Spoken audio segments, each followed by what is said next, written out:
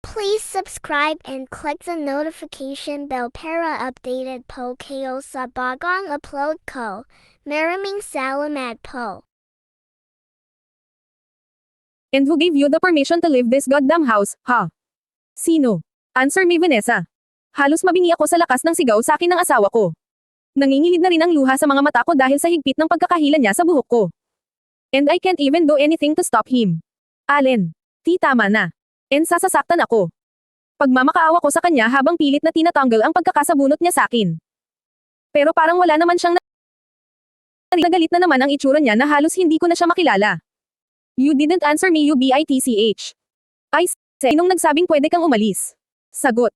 Hindi ko na ang pagbuhos ng mga luha ko. I bursted into tears. Wala akong pakialam kung ilang beses niya akong saktan o sigawan. But I can't stand him calling me a bitch. Masakit. Sobrang sakit. Because I am not one. God knows I'm not. Ano, hindi ka talaga sisigot. Gusto mo pang nasasaktan ka. Inipit niya ang pisngi ko kaya naman kumawala ang malakas na hikbi na kanina ko pa pinipigilan. Pakiramdam ko masusugatan ako dahil sa sa magkabilang pisngi ko. I'm sorry. Nakipagkita lang naman ako kay Leila. Sinabi pero parang hindi naman ito naniwala. Pumikit siya ng madiin at pinatikim ako ng isang malakas na sampal. Sinungaling. Sumubsob ako sa sahig. Tila nabingi ako sa lakas ng sampal niya at tanging iyak at paghikbi ko na lamang ang naririnig ko. Namanhid ang kanang pisngi ko sa sakit, pero mas masakit pa rin ang katotohanan ng asawa niya ako pero nagagawa niya sa akin to. Muli niyang hinaila ang buhok ko at tas na ang mga buhok ko mula sa anit ko. Hinawakan ko ang braso niya dahil pakiramdam ko babagsak ulit ako. My knees are getting weak. Kayang tanggapin ang mga susunod na pananakit niya. Ang sabihin mo nakipagkita ka na naman sa lalaki mo. He shouted in front of my face. Pinaikit ko ng madiin ang mga mata ko dahilan para mas lalong tumulo ang mga luha ko. Akin ha. Why do you keep FVC?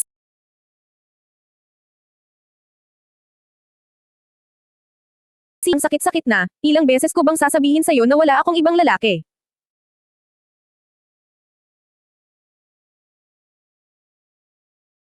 Natakot ako, namumula na ang mukha niya para na niya akong susuntukan. Sumasagot ka na. Ang labanan ngayon ha Vanessa. I don't FVCKIN care kung ilang beses mong sabihin. Because no and never in my hell FVCKIN entire life will I be lies. Again. Gigil na gigil sa sabi niya. Karing yun. Kelly came sa dati. Nagulat ako nang bigla niya akong buhatin at ibato sa kama. I hurriedly grabbed the sheet at tinakpan ang sarili ko dahil alam ko na kung anong gagawin niya sa akin. Anong ginawa niyo kanina ng lalaki mo ha? Did he fry bake you? Is he better than me? He asked through gritted teeth habang ino-unbuckle ang belt ng slacks niya. Hinigpitan ko ang pagkakakapit ko sa kumot. Gusto kong sabihin sa kanyang not now please. Not now. Nanghihina na ang katawan ko at ramdam ko pa rin ang kirot ng ahem ko dahil hindi niya ako tinigilan kagabi at kaninang umaga. Ay panik nang hilin niya ang paa ko at pilit na tinanggal ang kumot na nakabalot sa akin. Please Allen, wag. Pagmamakaawa ko habang patuloy sa pagbuhos ang... Yun lang naman ang kaya kong gawin eh. Magmakaawa. Pero wala na naman siyang narinig. Sa bagay, kailan nga ba niya ako pinakinggan? Mas lalong lumakas ang pag-iyak ko nang porsado niya akong pinatuwad sa paanan ng kama. Tinaas niya ang palda ko at hinubad ang suot kong underwear. Nagpumiglas ako pero inipit niya lang ang mga kamay ko sa likuran ko at ginawa ang gusto niya sa katawan ko. Wala na akong ibang nagawa kundi umiyak na lang. Umiyak hanggang sa magsawa siya sa ginagawa niya sa ahem ko. Asawa niya ako, pero kung trituhin niya ako para niya akong parausan. Bed warmer. Sex slave. SLUT. BITCH. Ika nga niya. Sobrang sakit. Sana hiniwalayan niya na lang ako. Everything has changed since that day. My husband despises me even more now than he did before. He hates me so much. He only wants my body. And wild, filthy sex. And that breaks my heart. SHIT. Almost. There. Oh God, Allen. Hurry. Waya. Say my name baby. F faster Allen. I covered my ears as tightly as I can, habang unti-unti akong bumabagsak sa malamig na sahig. I mourned silently. At yun ang pinakamahirap sa lahat, yung ang dami-dami kong luhang gustong ibuhos pero pilit kong pinipigilan. Ayokong maramdaman ng asawa kong nandito ako sa labas ng kwarto at rinig na rinig ang mga kababuyang ginagawa nila. Nakiramdam ko pinipiga ang puso ko hanggang sa tumigil ito sa pagtibok. Ganun kasakit. Parang unti-unti akong pinapatay. And I can feel it. I feel like dying minute by minute. My husband is having sex with another girl, inside our house pero eto ako ngayon, tahimik na umiiyak. Walang magawa. Naghihintay lang kung boss. Ganun na lang ba ako? Kahit saang sulok ako ng bahay magpunta, I can clearly hear their every moans. Their groans, their pleasurable screams. How they say each other's names with lust. Sarap na sarap sila. Samantalang ako, hirap na. Gusto kong sumigaw. Gusto kong magwala. Gusto taktan. But I know to myself I can't. Tangina ang sakit-sakit na. Sinapo ko ang leeg ko pababa sa dibdib ko, hirap na akong huminga at nanlalabo na rin ang mata ko sa kapal ng mga luha ko. Gustong ko nang kumuha ng kutsilyo para saksakin ang sarili. I want to die. Now. I want to end everything. Ayoko nang makaramdam ng sakit. Ayoko nang magdusa sa paghihiganting ginagawa niya. Tumahimik sa loob ng silid. I guess they've already reached their climax. At tumama ang hula ko nang marinig kong bumukas ang pinto. Tumayo ako at tinungkod ang isang kamay ko sa pader. My knees are weak. I can't even make a step backward. Unang lumabas yung babae ni Allen at bakas ang pagkagulat sa mukha niya nang makita ako sa labas mismo ng kwarto. She stared at me, from head to toe. Gusto ko siyang sampilan sa inasal niya. Ako dapat ang gumagawa nun sa kanya dahil nasa pamamahay ko siya. At nakikipagsiping siya sa asawa ng may asawa. Nakakadiri siya. She's the real slut, not me. Oh Allen darling, you didn't tell me you hired a new maid. Wika nito sa kalalabas lang na si Allen, na siyang kinabigla ko. Nalipat ang tingin ko sa asawa ko na kasalukuyang zini-zipper ang pantalon niya. He just gave me a bored look. Umikot ang mga mata nito na para bang naiinis pa siya na makita ako. Hindi man lang ba siya natakot na nahuli ko sila ng babae niya? Sa bagay, kailan nga ba siya natakot sa akin? Yumuko ako dahilan para muling tumulo ang mga luha ko. Pilit kong pinipigilan ang mga hikbi ko. Paano niya to nagagawa sa akin? I'm his wife. And new maid. Tiningnan ko ang suot kong dilaw na bistayda. Ganun na ba ang itsura ko? Oo, pansin kong nangayayat ako simula nung magkalabuan kay ni Allen. Pero hindi pa naman ako mukhang katulong. Don't mind her. She's just my wife. Mula sa pagkakayo ko ay napatingin ako sa nagsalitang si Allen. I felt my heart crushing little by little. I'm just his wife. Sa Tagalog, asawa niya lang ako. At pag-asawa niya lang, that means pwede siyang makipagsiping sa iba at mang babae kahit kailan niya gusto. Ganun ba yun? Namanhid ang mga kamay ko. Sa sobrang sakit ng sinabi niya, wala na akong maramdaman. Maliban sa pagtulong ng luha sa pisngi ko. Dahan-dahan akong humakbang paatras at nang mabawi ko na ang lakas ko ay tumakbo na ako papunta sa kwarto. Hindi ko na kaya pang pigilan ang mga hikbi ko. I have to let them out. I want to scream without them hearing me. Without Allen seeing me hurting, dahil alam kong tatawanan niya lang ako. Yun ang gusto niya eh. Yung nasasaktan ako. Pero alam niyo kung ano yung mas masakit. Yung hindi man lang ako sinundan ng asawa ko. He chose to stay with his girl. That kills me. Nagising ako sa sunod-sunod na pagkalabog ng pinto. Hirap akong idilat ang mga mata ko dahil magang-magana ang mga ito. Nakatulog na pala ako sa kakaiyak. Kahit papaano ay naibsan ang sakit na nararamdaman ko. Hindi nawala pero kahit papaano nabawasan. Sinilip ko ang oras, 1:00 na ng madaling araw. Muling kumalabog ang pinto. Damn it Vanessa. Open this door. Taranta akong napatayo ng kama. Oh no. Ayaw nga pala ni Allen na naglalek ako ng pinto. Dali-dali kong tinungo ang pintuan para buksan ito kahit na nanghihina pa ang katawan ko at pumipintig ang ulo ko sa sobrang sakit. Nilanat na ata ako sa kakaiyak. Vanessa. Tangina ano ba? I said open this fucking door. Now. Nanginginig pa ang kamay ko nang buksan ko ang pinto. Bumulaga sa akin ang isang nag-aapoy sa galit na Allen. Napaatras ako sa talon ng mga titig niya sa akin. Mukhang lasing na naman ito. Ang lakas ng amoy ng pinaghalong alak at sigarilyo na kumapit sa long sleeve polo niya. Sumugod ito sa akin at dinaklot ang magkabilang balikat ko. Allen, Ray, nasasaktan ako. Reklamo ko kahit na alam kong hindi niya naman ako papakinggan. Anong sinabi ko sa iyo ha? He shouted. Napapikit ako. I know magagalit na naman ito sa akin. Lagi naman. May kasalanan nga siya sa akin kanina pero siya pa rin ang may ganang magalit ngayon. Di ba sabi niya? I'm sorry. Nakatulog ako. Nakalimutan kong buksan. FVCK don't talk back. Bakit ka ba kasi nagsasarado ha? Umiiwas ka.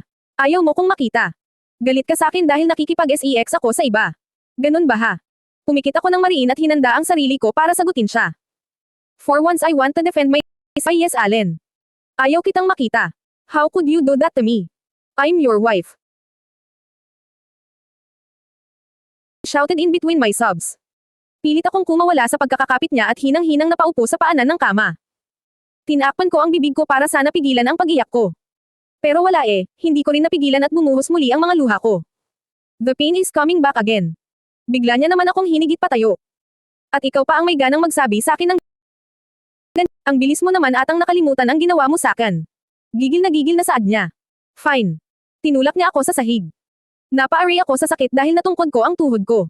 Let's talk about having sex with someone else, Vanessa. Sige, palinisan tayo.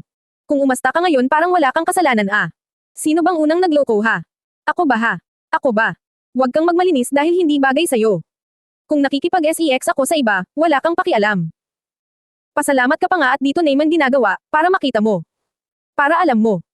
Hindi katulad mo, ang TIBAY ng sikmura mong itago sa akin ang KALANDIAN mo. Di ba mas masakit yon? Muli niya akong hinayla patayo. Para na akong asong hihilain at itutulak niya kung kailan niya gusto. Umiwas ako ng tingin dahil alam kong hindi naman ako makakalaban sa kanya. For him, I'm always a loser. Ilang beses ko bang kailangang humingi ng tawad sa'yo? Daing ko. Pero ewan ko kung naintindihan niya dahil hindi na ako makapagsalita ng maayos gawa ng barado na ang ilong ko. I don't FVCKIN care. Because I will never ever forgive you, Vanessa. That breaks me. Like he stabbed me 100 times. Umalangaw ang mga hikbi ko sa loob ng silid. Why Allen? All I want is for him to forgive me. Tao lang ako. Nagkakamali. Gagawin ko lahat para lang patawarin niya ako. Tatanggapin ko lahat ng pananakit niya kung yun lang ang paraan para magkaayos game. Binitawan niya ako kaya naman muli akong napaupo sa paanan ng kama. Inis siyang tumalikod mula sa akin at walang paabong sinuntok ang nakasarang pinto. He even cursed. Napatikip ako sa tenga ko sa sobrang takot. Galit na galit ito. Gusto kong tumakbo dahil baka ako naman ang isunod niya. You have no idea how much you've hurt me, Vanessa. Kalmado ang pagkakasabi niya pero ramdam ko pa din ang galit at diin sa mga salita niya. I tried my best to love you. I tried to make things work for us. All I was asking was for you to wait hanggang sa matutuhan kitang mahalin. Pero anong ginawa mo? You cheated kung kailan nahulog na ko sa'yo. You didn't know how painful it was when I saw you with that FUCK in a sa HOLA. SHIT I want to kill you. The both of you. Muling tumaas ang boses niya. Napatikip ako sa mukha ko, patuloy pa rin sa pag-iyak. Hindi na ata hihinto ang mga luha ko. Alam kong nagkamali ako. Inaamin ko naman yun. That happened a year ago pero hanggang ngayon I'm still suffering the consequences. Ito ba ang tinatawag nilang karma? Minsan pinagdarasal kong sana iwan niya na lang ako. Pero alam ko sa sarili kong hindi ko siya kayang mawala sa akin. I love Allen. I love him so much. Ang tangi ko lang talaga nun. Nasaktan ko siya. At ngayon, alam kong hindi na niya talaga ako magagawang mahalin pa. Nandidiri na siya sa akin. Nadudumihan. He said I'm a bitch. But that's not true. Wala akong ibang minahal kung di siya lang. I tried to calm myself at nagsalita, please. Just give me another chance, Allen. I promise I. Hell no. Natulala ako at natigilan sa sigaw niya. No. I won't take that as an answer. Lumapit ito sa akin at hinayla ang buhok ko patayo. Aray Allen. Tama na. I begged, pero as usual hindi siya nakinig. Napansin ko ang panginginig ng kaliwang kamao niya. Natatakot ako baka sapakin na naman niya ako tulad noong araw na nahuli niya ko. At lalo na ngayong lasing siya, marami siyang pwedeng gawin na hindi ko inaasahan. Give you another chance, ha? He yelled and spitted on my face. Hindi ka karapat dapat bigyan ng isa pang pagkakataon. You're a disgusting woman. Ibabalik ko ang tanong mo sa'yo. How could you do that to me? I'm your husband. Kung alam ko lang na LALANDI ka at hindi ka magiging tapat sa akin, sana hindi na lang ako pumayag na magpakasal sa'yo. I should have dropped that FUCKING arranged marriage thing. Sana itinanan ko na lang talaga SI Lauren, at siya na lang ang pinakasalan ko, hindi ikaw. You're worthless, Vanessa. You heard me. Worthless. Pakiramdam ko tumigil sa pag-ikot ang mundo ko. Wala akong ibang marinig kundi ang tibok ng puso ko na parang lalabas na mula sa dibdib ko. Sa sobrang sakit ng mga sinabi niya, kulang na lang dukutin niya ang puso ko at durugan ito sa harap ko. I cried louder, kahit na alam kong rinding-rindi na siya sa akin. Bakit kailangan kong masaktan ng ganito? Hanggang kailan ko kayang magtiis? Isang pagkakamali lang pero parang habang buhay na niya akong gustong gantihan. At ngayon naman nagsisisi siyang pumayag siyang magpakasal sa akin. Ngayon ko lang ito narinig mula sa kanya. Lagi niya akong sinisigawan at sinasaktan, but this is the only time na sinangkat niya ang arranged marriage naman at ang ex niyang si Lauren. I hate it when he compares me to that girl. Allen never loved me. Umpisa pa lang ayaw na niya sa akin. We didn't get married because we love each other. We got married because our parents said so. Yes, fixed marriage. But I was happy then. Dahil gusto ko si Allen. Gustong-gusto ko siya, at nakikita ko ang kinabukasan ko kasama siya.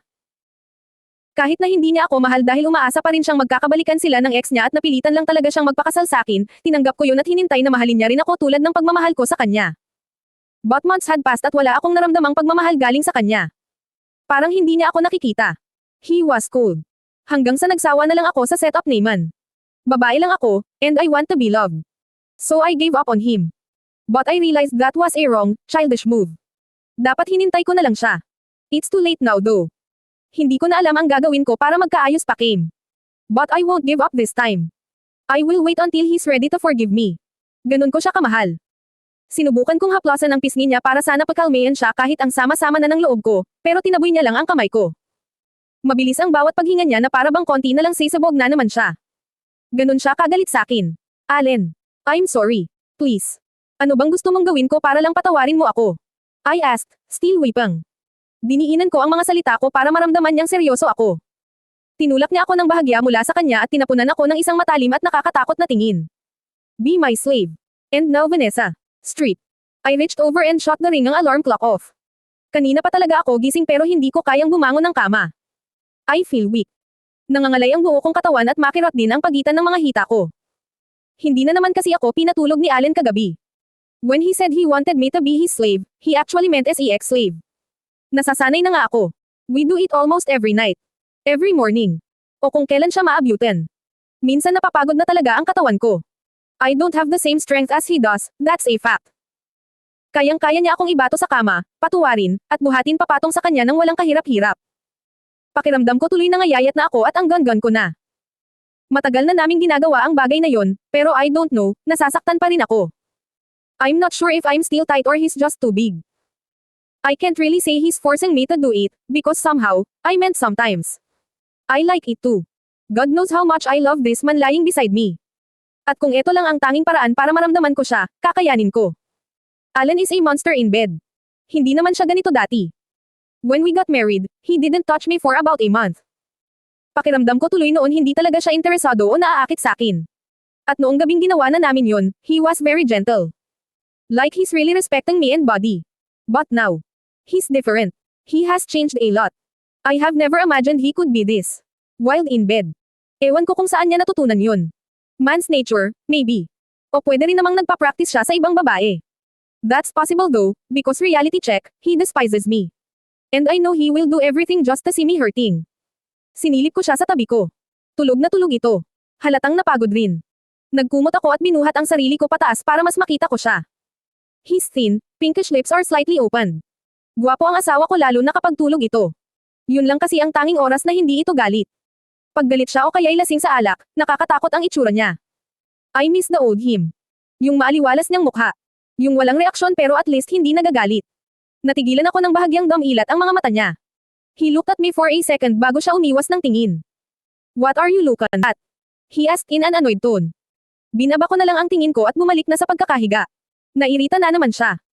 Nang nawala na ang pangungunot ng noo niya at mukhang nakatulog na ulit siya, umikot ako patagilid at niyakap siya. I rested my head on his firm chest and listened to his heartbeat. Pinapakiramdaman ko nga kung itutulak niya ako palayo tulad ng parati niyang ginagawa kapag niyakakap ko siya, pero hindi naman. He stayed still. Siguro pagod talaga siya at walang lakas manulak. So I decided to use this chance to hug him longer. Hindi ko to nagagawa kapag gising siya eh. Nanatili lang akong nakayakap sa kanya hanggang sa ma-realize kung kailangan ko nang bumangon dahil ipaghahanda ko pa siya ng almusal. Dahan-dahan akong bumangon ng kama para hindi ko siya magising. I sat on the side of the bed for a while. My legs are aching but I have to move. Pinulot ko ang mga damit naman na nagkalat sa sahig at dumireto na sa banyo para maligo.